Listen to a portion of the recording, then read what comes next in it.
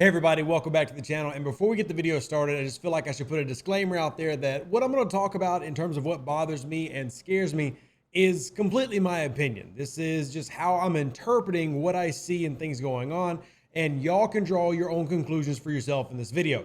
But I just want to preface that by saying this is not like some secret nefarious plot I discovered. This is not some investigative journalism. This is just me talking to you about what I believe I see in the game, and I want to get your thoughts and opinions. So let's just go ahead and roll it out, and maybe you'll understand what I'm talking about. An even better outro than the intro. For the Empire and glory to your house. Okay, everybody, let's get started. So I want to talk about why the month of August scares me as a Star Trek Fleet Command player. So this month right here, August 2022. And I don't say that to be melodramatic, and I even took a lot of time and talked to several people to make sure that I wasn't going to throw a lot of emotion into what I'm about to talk about. And the premise of this is the concept of power creep. Now, many of you should, at least I would figure, be familiar with this idea. If you've played games, card games, video games, whatever, anything that's lasted a long time, you're probably familiar with at least the idea of power creep. Well, if you're not, here's a definition of it on the screen. In short, power creep is just simply when new stuff comes out, has a problem of outdating or completely getting rid of legacy content or previous updates, and continually patching, continually updating your game will result in this naturally, and some power creep is expected. However, you can also have this happen in such an extreme degree that it quote unquote breaks your game. And that's what I'm worried about here with August, and I want to talk about why. So let's take this off the screen. Sorry, let me take this off the screen.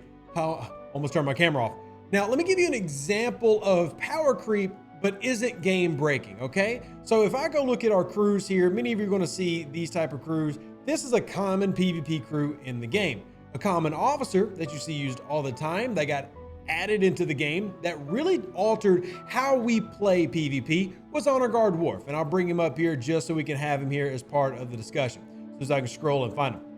So Honor Guard Worf obviously changed a lot of things because in most games, critical style builds are huge. They are a way to greatly augment your power, and in this case, in Star Trek Fleet Command, they greatly increase the damage your weapons create, especially in combination with hull breach. However, when Honor Guard Worf entered the game, he wasn't game breaking because the game actually already had 3 mechanics in place to stop him. And those 3 mechanics were TOS Uhura as captain. You had Saru, which is a minor version but still effective, and then you had TOS Spock. So you had multiple options already there that could counter his ability. I do want to note that technically Sela is in that argument, but she's not near as effective. So if we want to be technical though, there are 4, and we can even go into crewing about how there's so many more options. But with this month came 2 different areas that have completely changed the game. And in my opinion, for the worst. I think it hurts not only spending players, but the average player, because it resets it entirely. And the best way I can really explain it is if you've ever played a trading card game like Magic or Yu-Gi-Oh! Sometimes new versions of the game, new things would come out that completely just got rid of the entire previous set. You could spend years, 2 years building this perfect deck, and then a new deck comes out, brand spanking new, and what you have just spent all that time working on is now null and void and doesn't matter. And that's what I worry about is happening right now. But here's the tricky part. It's happening in layers. It happens slowly and one piece at a time. Maybe not, it doesn't feel like that's what's happening, but at least that's what I see. Let me talk about why I see that though. Let's start with the Mantis ship itself. Now, if you don't have the Mantis, obviously this month is built around it. I will go ahead and say, look, the Mantis being locked behind a paywall in month 1 is really, that's no big deal. That's pretty common. You know, every time we have a specialty ship, generally month 1 is going to be devoted to those who spend money, and then the coinciding months after will generally give a free-to-play path. Now, currently, we don't have a free-to-play path for the Mantis. We have no idea when that's going to happen. Scopely has said that it will happen, and they told the content creators that we'd have some form of idea by the end of the year. Now, I know that's an annoying answer, but that's not really the point. The point is what the Mantis does. Now, the Mantis is a debuff ship, and I've actually talked greatly about loving the idea of this. The Cerritos was a buff ship. I like the idea of a debuff, and admittedly, the debuffs are pretty daggone powerful. If you look here, you're going to lose critical chance, which kind of helps negate Honor Guard Worf a little bit more. You're going to lower critical damage. Doing both at a time really takes away that build.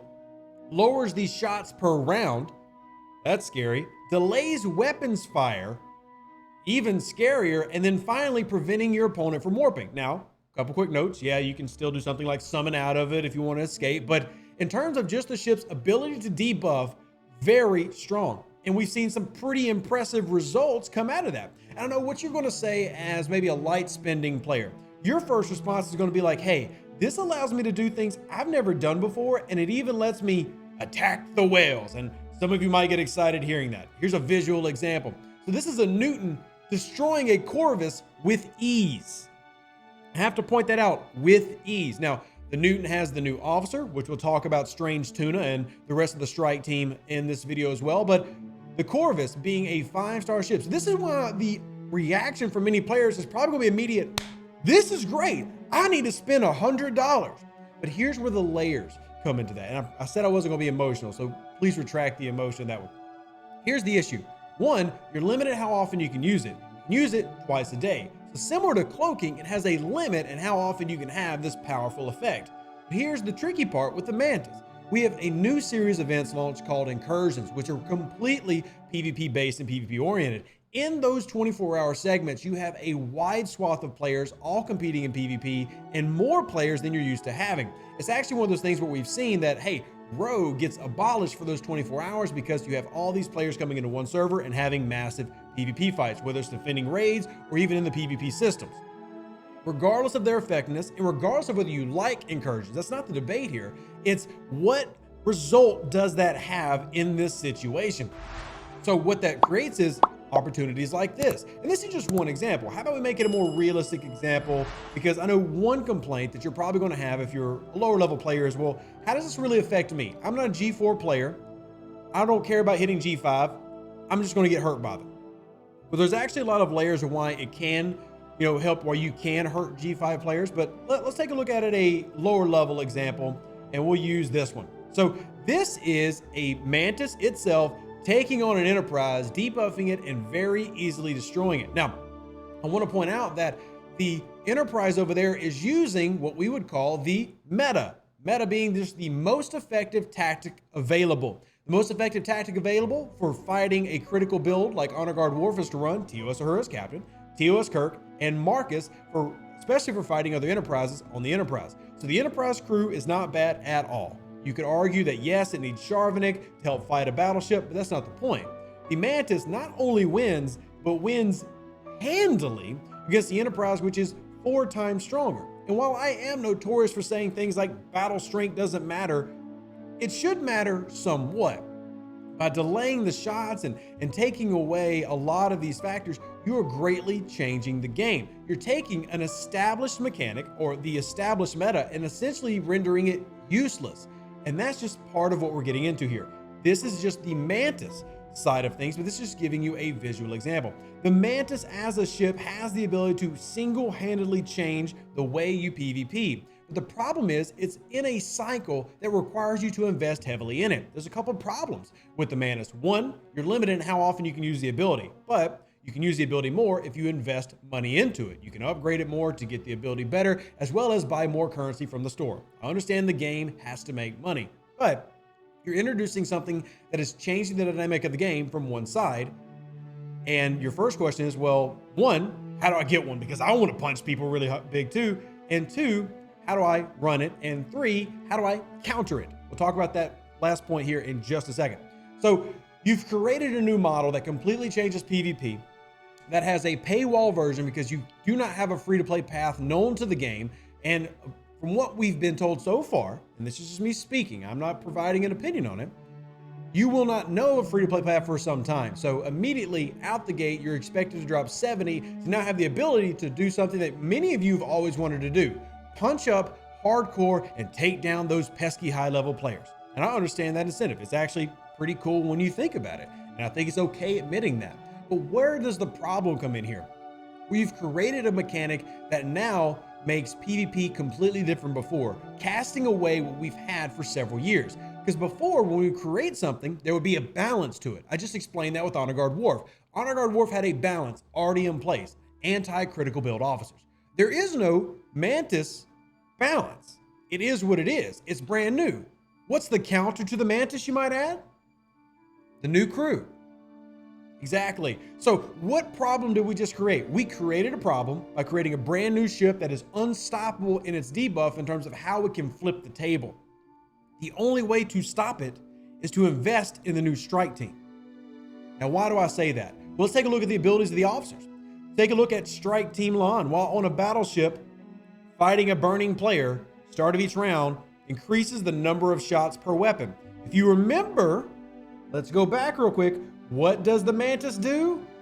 Not only delays your shot, but it also reduces the number of shots. Okay. So this is with no synergy, by the way. Synergy increases this a tremendous amount, which makes it easier to navigate for a player. If you actually take all of the percentages, you can get up to what, 140%, because her synergy is 65 and 65 with the other strike team officer. So 140% to help negate what that Mantis is doing to you. Let's look at the officer ability. On a battleship, fighting player, time you hit, has a chance of starting burning. So there's your ability to actually start burning to try to offset this really high powered ship. Let's go to the next one. Ortega's thermal modulation causes weapons shot by them to have a 40% chance of having their next attack delayed. So we're basically countering what you just created with its own counter. And then finally, the most popular officer so far, Strange Tuna, Strike Team Una. Crush their hopes while on a battleship fighting a player at tier 1. Decreases their shield transfer rate by 25% each round, and it is currently cumulative. That means a tier 1 officer that costs you $50 will by round 4 completely do away with the importance of shields, even on an Enterprise, essentially creating battleships as the strongest ships in the game, which is fine, except there's no counter for any of this. We've actually had this officer in the game before, but it's in a much weaker level. Teos Uhura is a great example. Teos Uhura does the same ability, but she is not cumulative. Teos Uhura works once and it requires morale to be active. She can work every round. 100 round fight, Teos Uhura's got you, but only 12% at tier 3 and not cumulative, requiring morale. So you need 2 officers to make it happen. And if you do make it happen, it's still limited in its effectiveness. It's fantastic for fighting Enterprise. It helped counter the Enterprise being the arguably best PvP ship in the mid game, but it already existed. And you had another officer that did the same thing that has been a premium for a long time, but still wasn't even as strong as what we're talking about here. And if I can find it real quick in the video, I'll show it to you. That would be Harrison, of course. And why am I going? There he is. Now, I've got a tier 2 Harrison, 70%. Even max, Harrison will not completely put away shields of your opponent, except if you're running Pike Marot Harrison, which we talk about for base defense. But here's the kicker. He works for 1 round, and that's it. No more. After that, you're on your own. So you're taking an ability that already existed that has no counter in the game. That's the danger part of shield transfer. There was no counter, but you limited how effective it was. Thus, while it could be good, it wasn't the end-all be-all. But here's the problem you've just created. You created an end-all be-all. You created the ability for players to completely do away with 4 years of PvP mechanics because you created a problem and then you created a fix. And the only way to properly fight in PvP at this junction is to get into the meta. Now, let's look at it here. So if you look behind me, there's a Newton. Then there's an Enterprise A. Newton easily beating the Enterprise A right here. You can see the debuff on the right side. That's the Mantis ability. You see the officers. We got Strange Tuna. Then we got Onagar Worf and Marcus. Now on the first shot, you see above, without the Mantis debuff, the Enterprise, it gets hurt, but it still wins. It's still able to win. With the debuff active, a Newton is now able to easily take down. Now this is just one.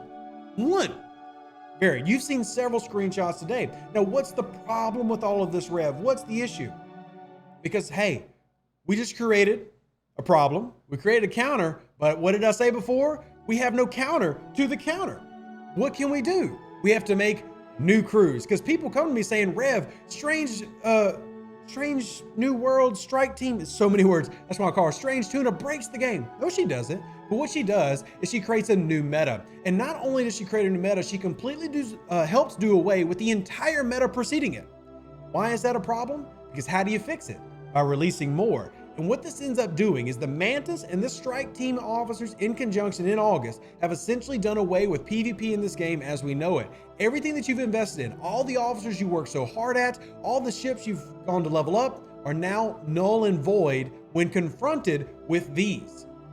Now, it doesn't mean that everything is completely inert, because you do have to invest in this. Now, obviously that's part of the plan. You have to invest in the Mantis, and then you have to invest in the officers. Because as many of you are familiar with, well, these officers do not come readily procurable easily. We have officers from 2021 who still do not have proper sourcing in the game. Hey, Jean-Luc Picard, I miss you, buddy. When you going to be available? Who knows? And I'm not trying to take shots here, but I'm simply looking at this going, this is one of the largest scale, most obvious versions of power creep ever entered the game because it has no balance. None at all. The only balance is more of the same, which simply takes away everything that you've ever done before. And there are problems at every level. For a free-to-play player, the problem is obvious. You have no access to this. So whether you could fight before in PvP, and I've had free-to-play players smack around my Valdor and my Augur because they had proper crewing, well now, once I invest in this, it doesn't matter.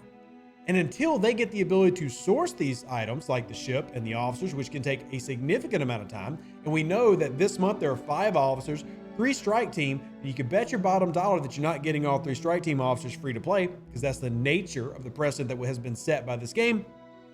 You're left out. Now, how does it affect and hurt the high level players? Well, several different ways. One way that high level players are hurt is, as we saw in the screenshot, you can look at this one, but let's take a look at the big screenshot we looked at before. You invested all that money, and I'm not calling out individual people. Invest your money how you want. If you want to spend money in Star Trek Fleet Command, that's completely okay. But the player on the right has spent a significant amount of money in the game. To have a level 53 uncommon, you have had to have spent a lot, and that's okay. There's no problem. Spend your money. It's yours. It's not mine. I don't care. It's okay. I'm not shaming you, nor am I shaming Scopely for selling a product. But what you did is you just made it to where that ship can now be easily destroyed by something way weaker. Now, the repair costs for these ships can be, depending on the ship, we're talking 4-star, 5-star, billions to trillions. Now, it's not just that, because now to counter it, if that player wants to continue using that ship, they have to, 1, invest to make their ship stronger, and 2, invest in the crew and invest in the ship. So it's a snowball effect. This power creep is not just strange new Una breaking the game. It's not just the Mantis being so powerful and having a ridiculous grind to upgrade it and make it better and allow you to use it. It's all of it, and it's understanding that this is just step 1, that in the coming months, more of these will roll out, effectively taking away all the work that players have spent for years in this game, PvP-wise. And to me, that's a problem. And that's why I look at this and I go, August scares me, because unless I invest a minimum of $150 this month, I'm left behind. And that's just to get the bare unlock. That's just to get the Mantis and to get Strange Tuna. That doesn't get all the other officers. That doesn't win me my leaderboard. That's just to get me the bare basics to start me off. And I have no problem with spending in the game. I really do not. I'm not advocating that free-to-play should have everything gifted to them the first day. Because I know some people have felt that maybe that's what Rev wants. He just wants giveaways. He just wants free stuff. It's not the case. What I want is balance. And the problem is, this isn't balanced. The Mantis is not balanced. Strange Tuna and the rest of the strike team crew are not balanced. And the only way currently to balance them is to release more of their kind, more strike team styled officers, maybe more buffs and debuffs for ships, researches that affect how the Mantis works. But once again, we're taking the meta, throwing the old one away, and then putting in a new one in its place. And personally, I just find that a little bad for the average player and even the spenders. It's just one of those where it forces a reset, and I just don't really approve, but I'm curious what everybody else thinks. I am really sorry for the length of this video. I've left a lot of my opinions out of it. I'm just trying to present the facts of what I see, and I'm truly curious what you see, and if you see it the same way I do. And if you disagree, that's okay. But when I look at this, I see this as being something that could greatly alter the game and borderline hurt it in a way that not many different features have hurt it before. And this doesn't even start to talk about the problems with the events and how the events are structured. And I will say thank you to the ops team, because the ops team is going to do a lot to make the events better this month. So if you're just one of those players that only cares about what's happening right now in the events, well, good news, they're going to do things to make it better for you, especially those players who are below level 33, who have basically had nothing to do. But as a whole, this mechanic scares me because it takes away something out of the game completely, puts in something new, and requires you to dump a lot of money into it to participate or simply get left out. And we all know that FOMO, fear of missing out, is a very powerful tool. Let me know what you think in the comment section below. Live long and prosper. Stay safe with those Space Cowboys. Deuces. That's me. Catch you on the next one. I'm outie. An even better outro than the intro. For the Empire and glory to your house.